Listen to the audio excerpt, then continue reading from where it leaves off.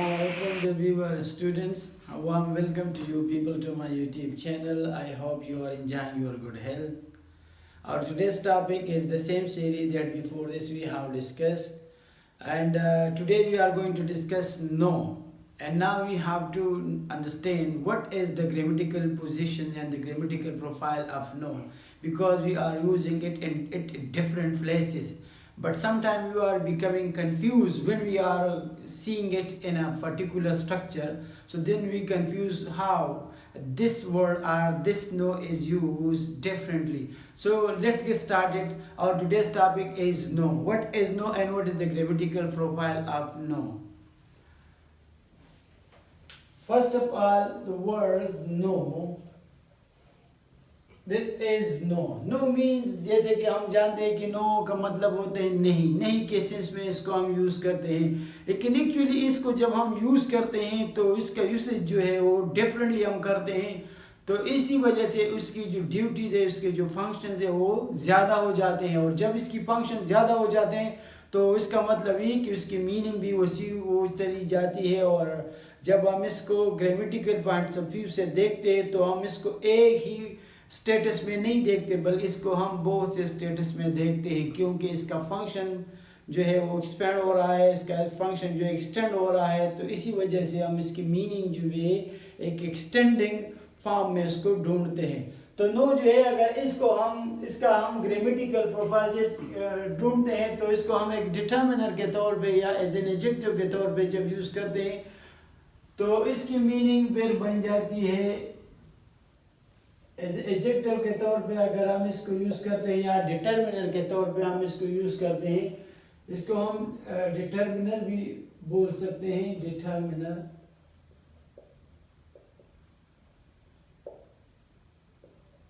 adjective and determiner actually both are the same thing, are what we say that in other words they are the both side of the same coin.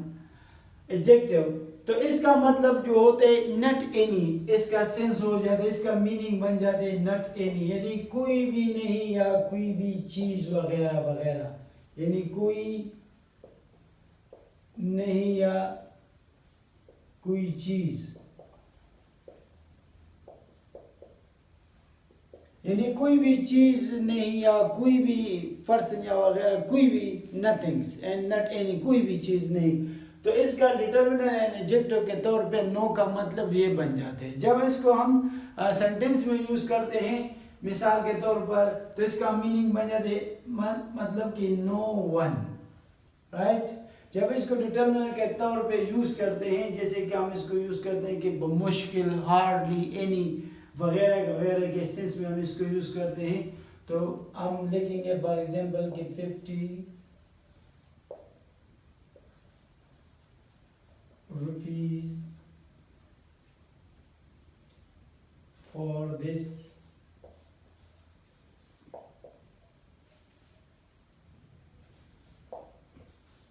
is no money.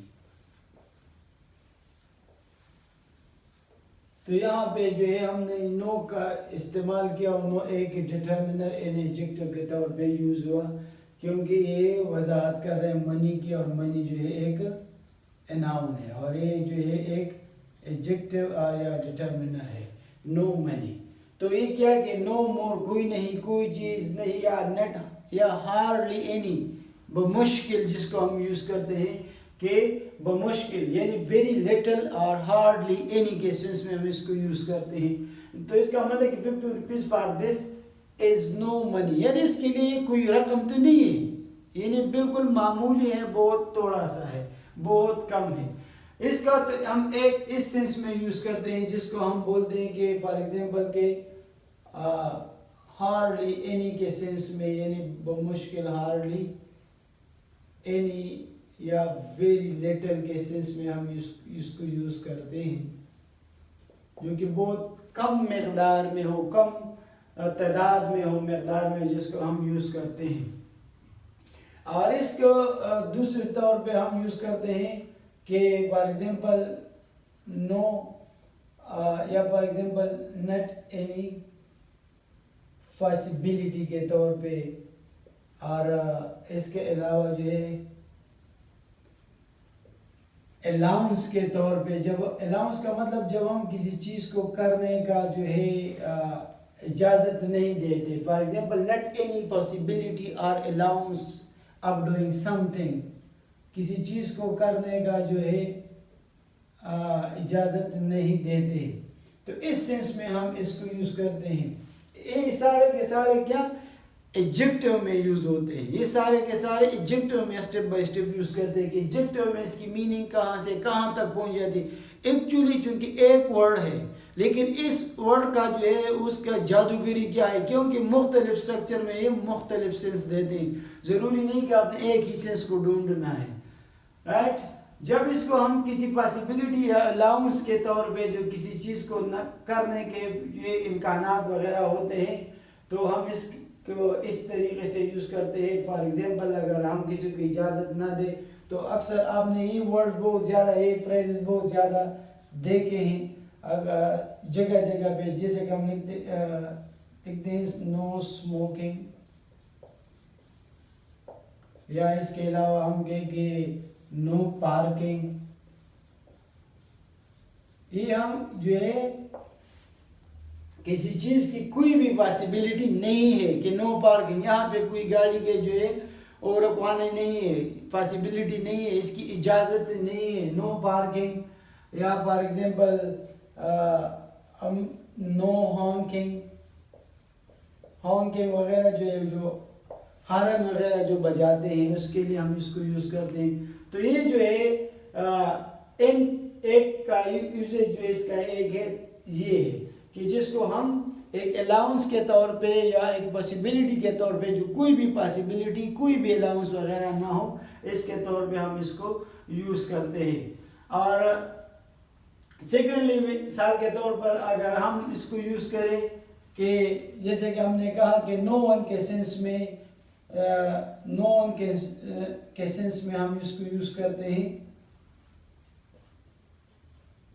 या for example nothing के, जो कोई चीज़ ना हो, तो हम इसको for example use कर सकते हैं कि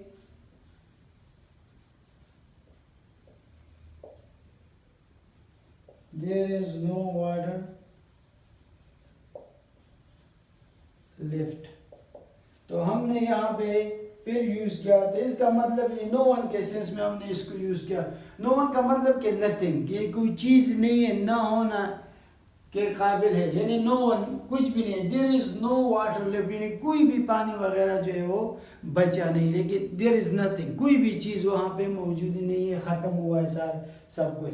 तो एक तो इसको इस सेंस में हम इसको यूज़ करते हैं। इसका 4 नंबर सेंस जो है वो सारे के सारे हम इस डिटर्मिनर में या इस एडजेक्टिव में यूज़ करते हैं, लेकिन इस एडजेक्टिव में इसके अलग अलग जो है वो अपनी अपनी कैटेगरी है, और उस कैटेगरी में हम इसको यूज़ करते हैं। अगर मिसाल के तौर पे हम इसको यूज़ करते कि कोई चीज़ मुकम्मल तौर पर प्रॉपरली ना हो, यानी कोई चीज़ जो है नॉट प्रॉपरली या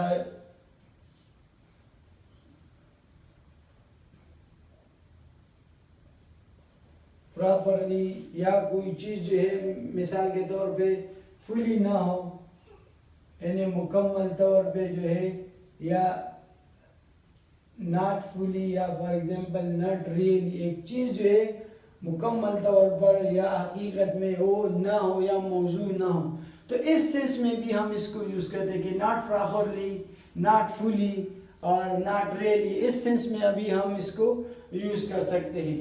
तो फॉर एग्जांपल अगर मैं लिखूंगी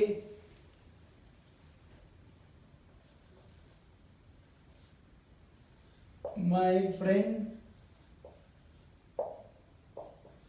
no, my friend no fool, तो यहाँ पे हमने फूल का इस्तेमाल किया, नो का, और नो जो है, फूल जो है एक नाउन है और नो जो है एक एडजेक्टिव डिटर्मिनर की तरह है। तो माय फ्रेंड्स नो फूल, इसका मतलब कि मेरा दोस्त वगैरह जो है वो हकीकत में बेवकूफ़ नहीं है, बल्कि इसका मतलब कि उसको बेवकूफ़ बनाया गया है, यानी इंसान है धोखा कहा जाता है, लेकिन वो बेवकूफ़ नहीं है। या मिसाल के तौर पर वो फुली बेवकूफ़ नहीं है, इंसान है, कोई भी जो है परफेक्ट नहीं हो सकता। तो इसी सेंस में जो हम इसको यूज करते हैं। या फॉर एग्जांपल अगर मैं कहूँ कि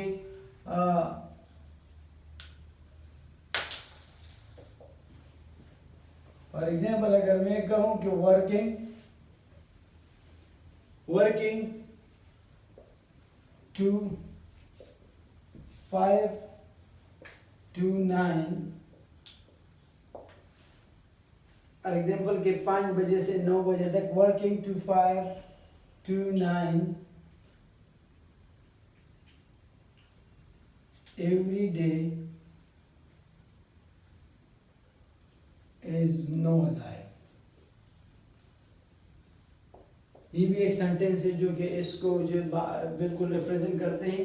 working to 5 to 9 every day is no life, ये भी कोई जिंदगी है कि रोजाना के हिसाब से जो है आप क्या करते हैं, यानी 5 बजे से लेकर 9 बजे तक जो है आप बार बार क्या करते हैं, काम करते हैं।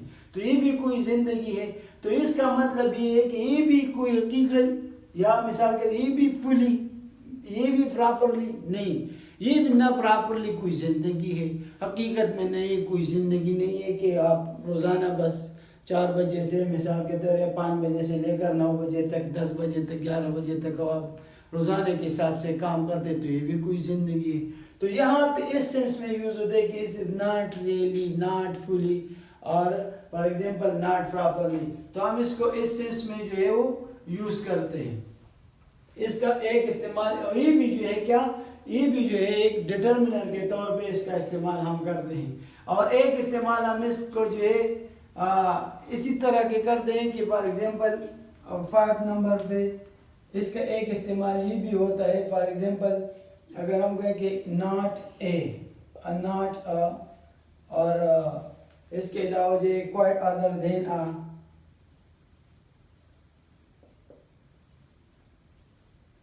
quite other than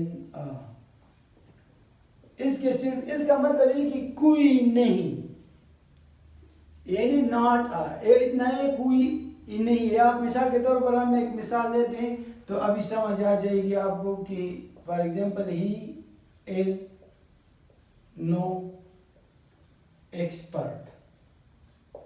तो अभी इसका मतलब से पता चलता है कि इज नो एक्सपर्ट। एक्सपर्ट जो है यहाँ पे एक नाउन के तौर पे है और नो जो है एक डिटर्मिनर एडजेक्टिव के तौर पे। ही इज नो एक्सपर्ट, जिसका मतलब ये है कि वो कोई एक्सपर्ट नहीं है, वो कोई माहिर नहीं है। Is no expert. इसी तरह तो हम ये भी लेंगे इज नॉट एक्सपर्ट, इसका मतलब कोई एक्सपर्ट नहीं है।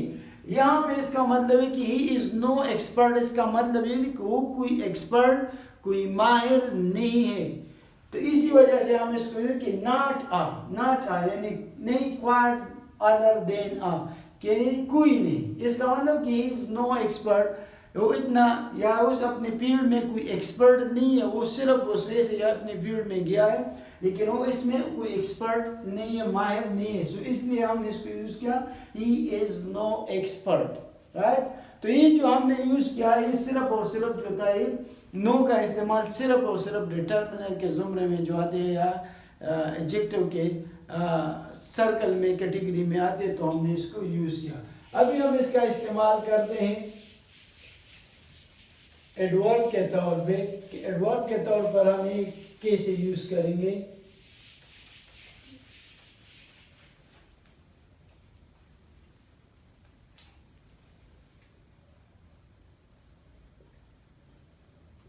एडवर्ब के तौर पे जब हम इसको यूज करते हैं तो इसका मतलब बन जाता है कि हार्डली, यानी किसका, इस नो का मतलब बन जाता है क्या, hardly,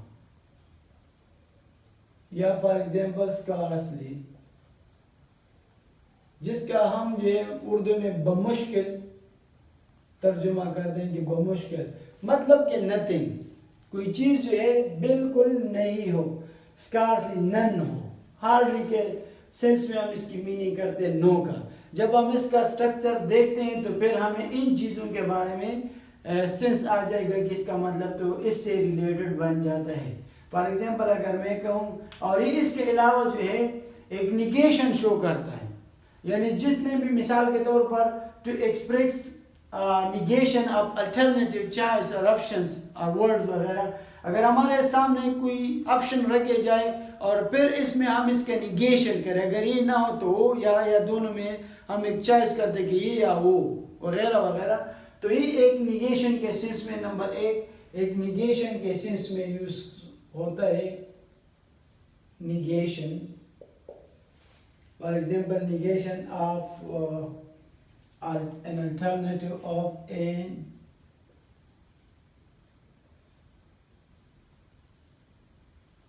negation of an alternative choice or possibility। इस सेंस में हम एडवर्ब के कैटेगरी में यूज करते हैं possibility. negation of an alternative choice और पॉसिबिलिटी, आपके सामने ऐसी पॉसिबिलिटी हो या ऐसी चॉइस हो जिसमें आप एक को चुन लेते हैं, इसका मतलब वही सेंस आएगा कि हार्डली, बमुश्किल, तो चॉइस में आपने इसको जो है डिसाइड करना है। फॉर एग्जांपल अगर एक सेंटेंस हम लिखो कि शल we go out to dinner or no? Shall we go out to dinner or no? एक ही सेंटेंस है। या फॉर एग्जांपल एक दूसरा सेंटेंस हम ऐड करें कि she shook her head no। अभी ऊपर वाले देख की पॉसिबिलिटी है, शो कर रहे हैं डिनर और नो, यानी हम आज जो है क्या जाएंगे, डिनर के लिए जाएंगे या नहीं, यानी पॉसिबिलिटी शो करते हैं। या फॉर एग्जांपल चाय शो करते हैं कि डिनर जो है घर में ही खाएंगे या बाहर ही खाएंगे, तो ये पॉसिबिलिटी शो करते हैं। तो इसी सेंस में हम इसको यूज़ किया, लेकिन ये क्या यूज़ हो रहा है, ये एडवर्ब यूज़ हो रहा है।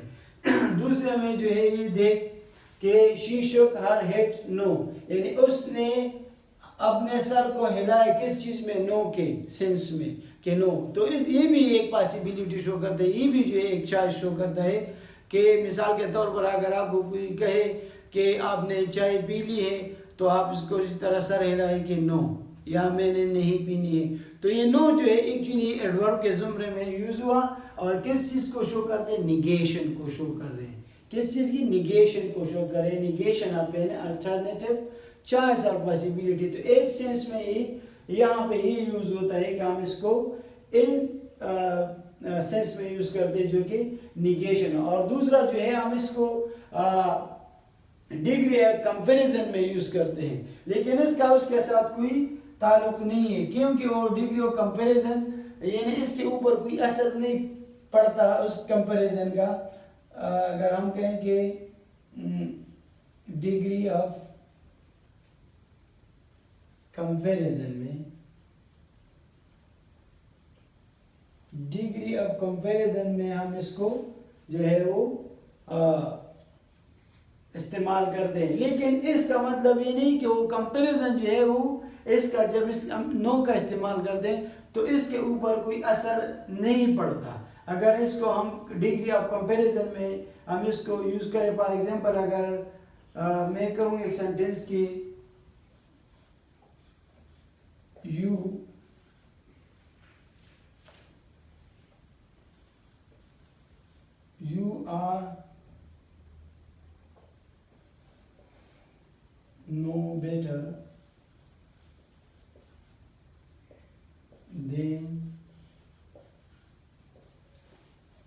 you are no better than the rest of us। अभी देख यहाँ पे हमने नो का इस्तेमाल किया, बेटर तो ऑलरेडी जैसे कि हमने कहा कि एडजेक्टिव है नो का, you are no better than the rest of us. यहाँ पे कंपैरिजन के डिग्री में यूज हुआ है क्योंकि बेटर है और देन, लेकिन इसके ऊपर जो है कोई असर नहीं पड़ता। भाई ये सिर्फ कहते हैं कि आप जो है वो हम में से जो है वो बेहतर नहीं है, you are no better than the rest of us, आप हम में से जो है वो बेहतर नहीं है। तो ऐसा कंपैरिजन नहीं है जैसे कि हम एक करते हैं कि for example you are greater than us, कि तो आप जो हमसे जो है वो बड़े हैं, तो उसका एक सेंस बनता है। लेकिन वो सेंस यहाँ पे नहीं बनता कि you are no better than us, कि आप जो है हम में से क्या है, डिग्री ऑफ कंपैरिजन जो है इसके ऊपर कोई असर नहीं पड़ रहा है। लेकिन इसी तरह सिंपली जो है वो बात करता है कि you are no better than the rest of us. तो एक सेंटेंस ये भी हुआ। थर्ड नंबर जो है इसको हम यूज करते हैं वो भी जो है इस एडवर्ब में जो है वो यूज हो रहा है।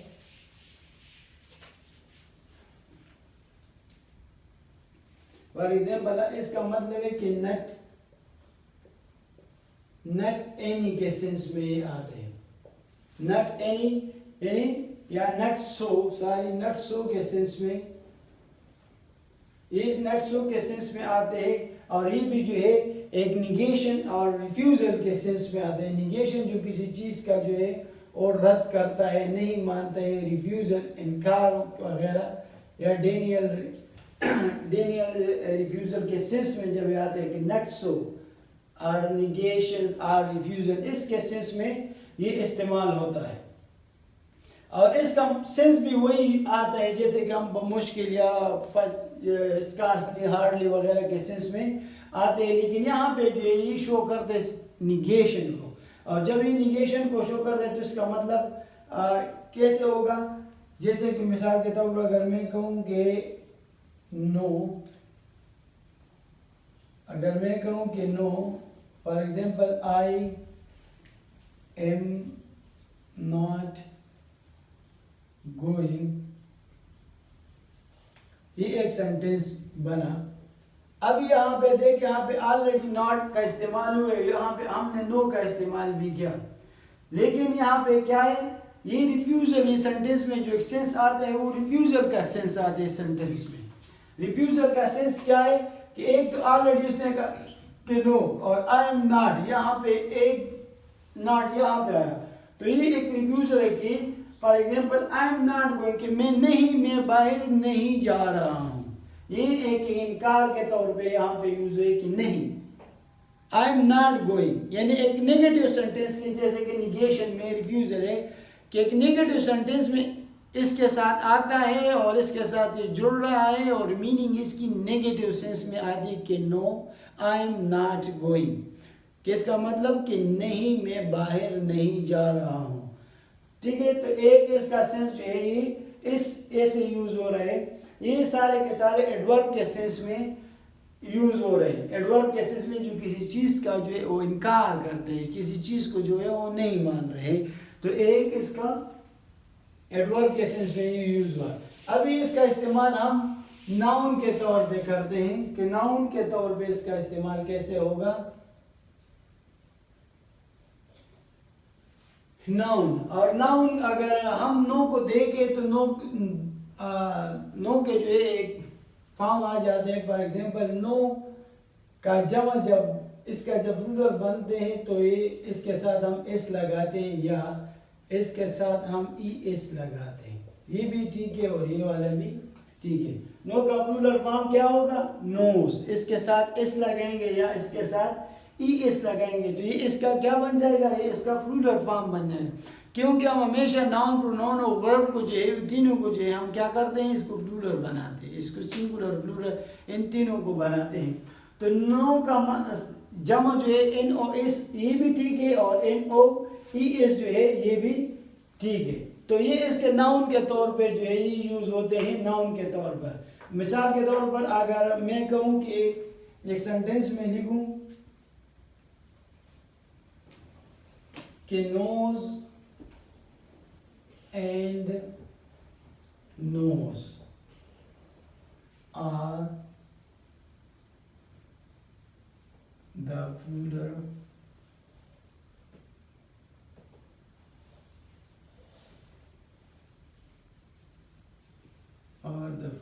Form of no.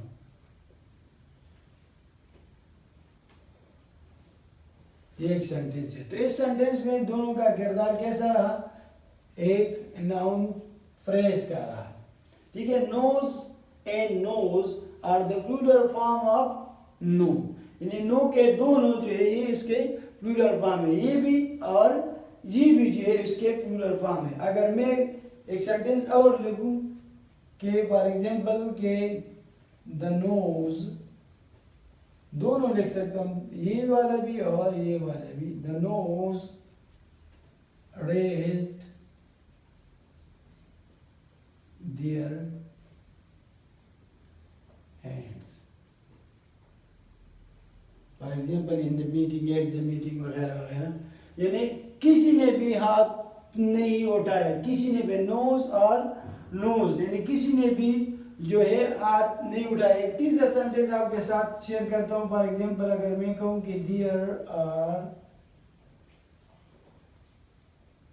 30 yeses, yes की जमा फिर क्या होगी? yeses. There are 30 yeses and 2 no's या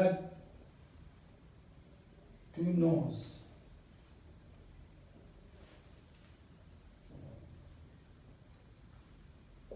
एक ही सेंटेंस है।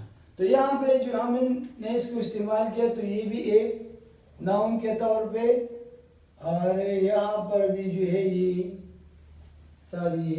ये भी एक नाउन के तौर पे हमने यूज किए कि, और इसका जमा भी आपको बताया कि दोनों टाइप जो है इसके जमा के हैं। और इसके अलावा जो है आपको यस का भी अंदाजा हुआ कि यस का जो प्लूरल फॉर्म क्या होगा, वो भी यसेस हो गए। एक और पॉइंट आ गया, यस का प्लूरल फॉर्म क्या है? यसेस आ गया। और नो का नोज, NOES NOS ये है।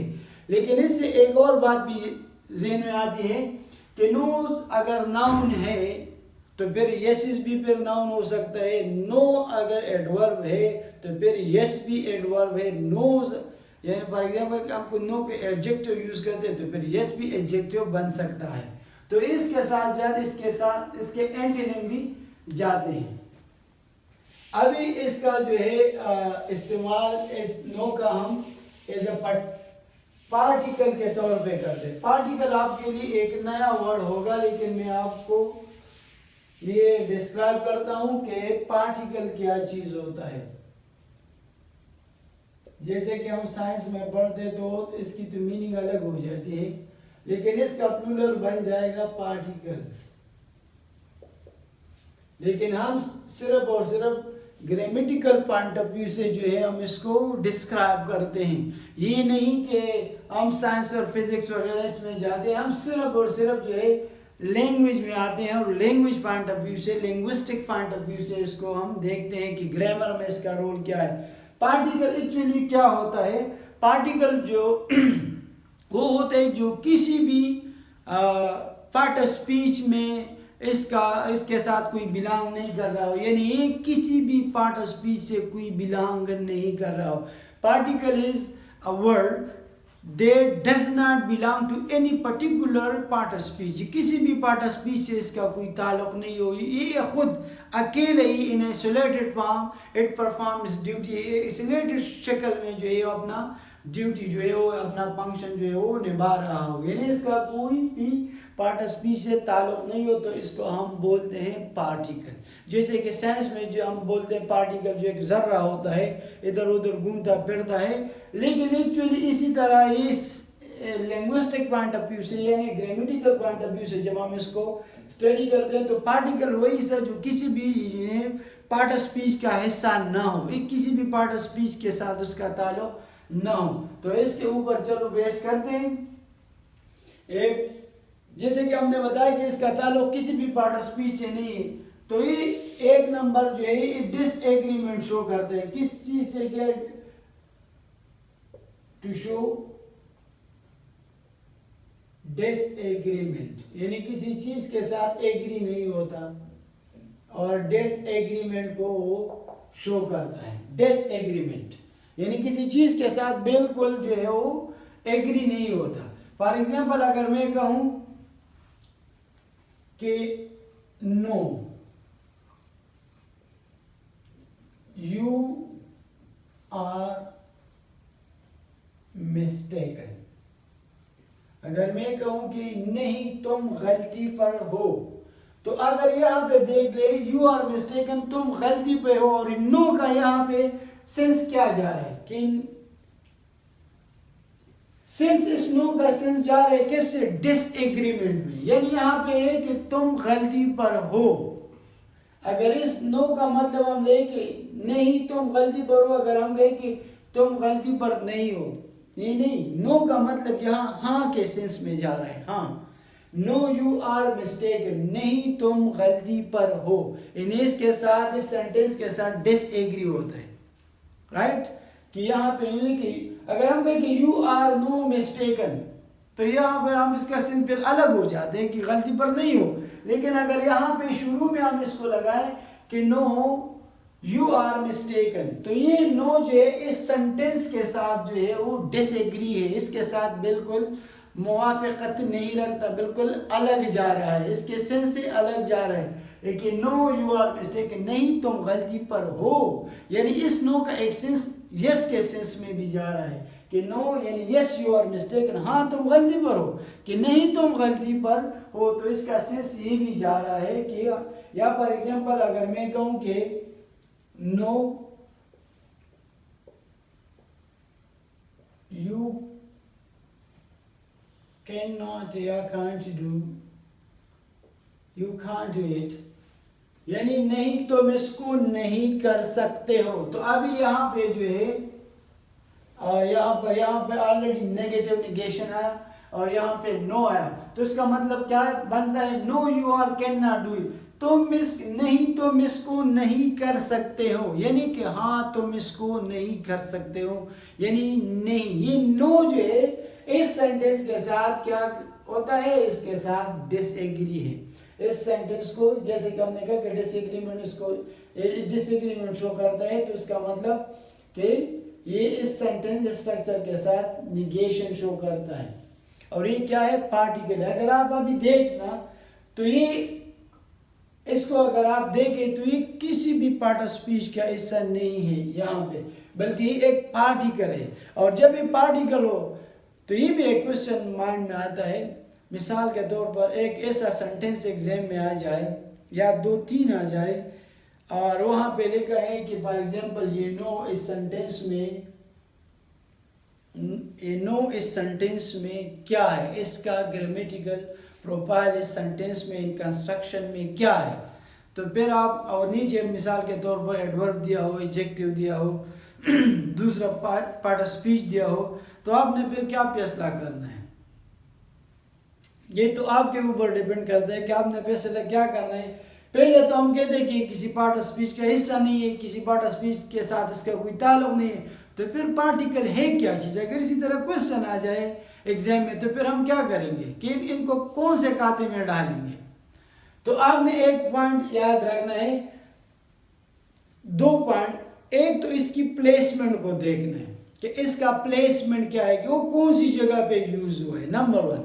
और नंबर 2 आपने उसका सेंस देखना है कि उसका जो सेंस है, इस सेंटेंस का, स्ट्रक्चर का, इस कंस्ट्रक्शन का जो सेंस है, जो मीनिंग है, जो कनोटेशन है, जो आप ले रहे हैं, जो you are taking from that structure, what does it means. जो भी स्ट्रक्चर आप रीड करते हैं और इससे जो आप सेंस लेते हैं, जो मीनिंग लेते हैं, आया वो मीनिंग क्या बता रहा है, उस मीनिंग से उस वर्ड का सेंस किधर जा रहा है, कहाँ पे जा रहा है। तो उसी सेंस के थ्रू आप इस सेंटेंस को जो है फिर स्पेसिफाई करेंगे कि इस सेंटेंस में इस नो का किरदार जो है एज एडजेक्टिव बनता है, एज एडवर्ब बनता है, या फॉर एग्जांपल एज नाउन बनता है। आप पे डिपेंड करता है और उस स्ट्रक्चर पे कि उस स्ट्रक्चर से आप कौन सा सेंस लेते हैं और उसका जो वर्ड का जो प्लेसमेंट है वो क्या है। तो यहाँ ही 2 चीज़ें माइंड में रखने, प्लेसमेंट और साथ साथ जो है वो स्ट्रक्चर, जो जहाँ पे वो आप सेंस लेते हो, जो मीनिंग लेते हैं। आया उस मीनिंग में इसका क्या किरदार बनता है, तो तभी आप इस काबिल हो जाएंगे। और इसको एक ही कैटेगरी में फिर डालना है। पहले तो हम कहते हैं कि किसी भी पार्ट ऑफ स्पीच के साथ इसका ताल्लुक नहीं है, लेकिन जब ये सेंस में आ जाते, प्लेसमेंट में आ जाते, तो फिर एक न एक पार्ट ऑफ स्पीच के साथ इसका ताल्लुक ज़ाहिर हो जाते, और जिसके साथ उसका ताल्लुक ज़ाहिर हो जाते तो इसमें फिर वो डाल दें।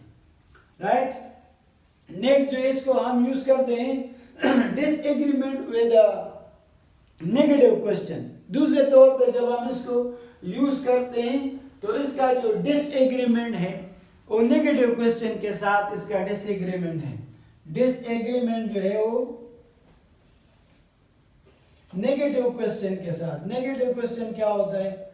नेगेटिव क्वेश्चन वही क्वेश्चन होता है जो कि डबल होता है, यानी इसमें इंट्रोगेटिव नेगेटिव दोनों एक साथ आ जाए, इसको हम नेगेटिव क्वेश्चन भी बोलते हैं और डबल क्वेश्चन भी बोलते हैं। यानी एक ही क्वेश्चन में इंट्रोगेटिव सेंटेंस में नॉट भी आ जाए, इंट्रोगेटिव भी होता है, इसको हम डबल भी बोलते हैं, इसको हम कैपिटल क्वेश्चन भी बोलते हैं, बड़ा सवालिया, और इसको हम नेगेटिव क्वेश्चन भी बोलते हैं। राइट, फॉर एग्जांपल अगर मैं एक सेंटेंस कहूं कि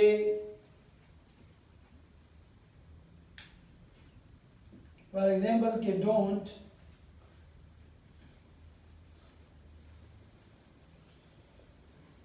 don't you like the cake, तो यहाँ पे सेंटेंस देख, don't you like the cake एक नेगेटिव सेंटेंस है और साथ साथ सवालिया भी है, तो इसका सेंस क्या बन जाएगा? इसका सेंस बन जाएगा नो। यानी इसका जवाब फिर यहाँ पे इसी तरह होगा कि for example I don't like the cake,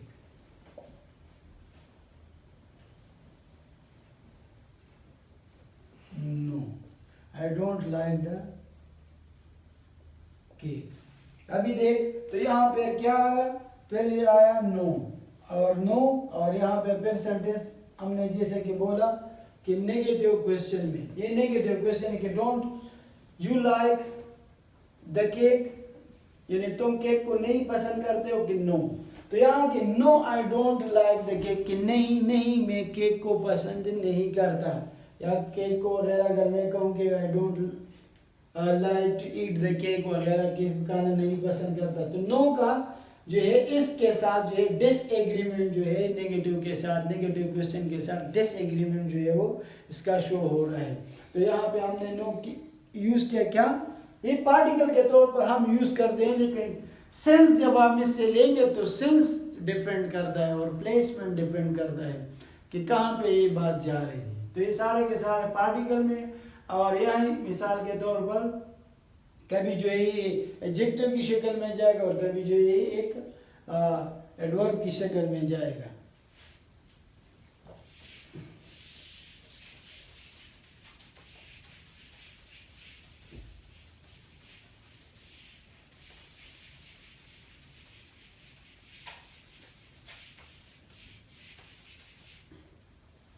और अभी इसका जो है अफर्मेटिव सेंटेंस के साथ जो है, अफर्मेटिव सेंटेंस के साथ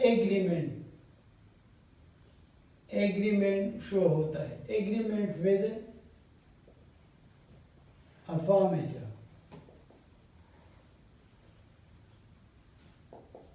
अफर्मेटिव स्ट्रक्चर के साथ जो है उसका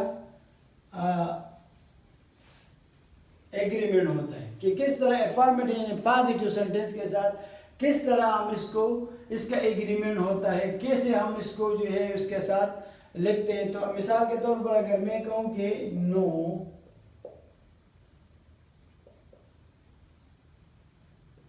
टोटली, तो ये एक सेंटेंस हुआ कि नो टोटली यानी बिल्कुल नहीं। एक नो एग्रीमेंट करते हैं किसके? टोटली के साथ। टोटली जो है मुकम्मल तौर पर, कंप्लीटली, नो कंप्लीट। अगर हम कहेंगे आपने काम किया और कोई कहे कि नो टोटली, या मिसाल के तौर पे अगर हम किसी को हम कहें कि आपने काम को मुकम्मल किया और हमें कहे कि नो टोटली, हाँ यानी मुकम्मल तौर पर। अभी इस नो का सेंस जो है वो हाँ के सेंस में चला जाता है कि नो टोटली यानी मुकम्मल तौर पर हम उस काम को कर चुके हैं। मिसाल के तौर पे अगर मैं कहूँ कि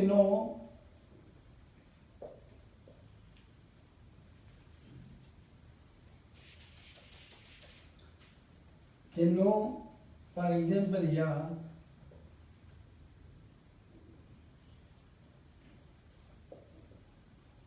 दैट इज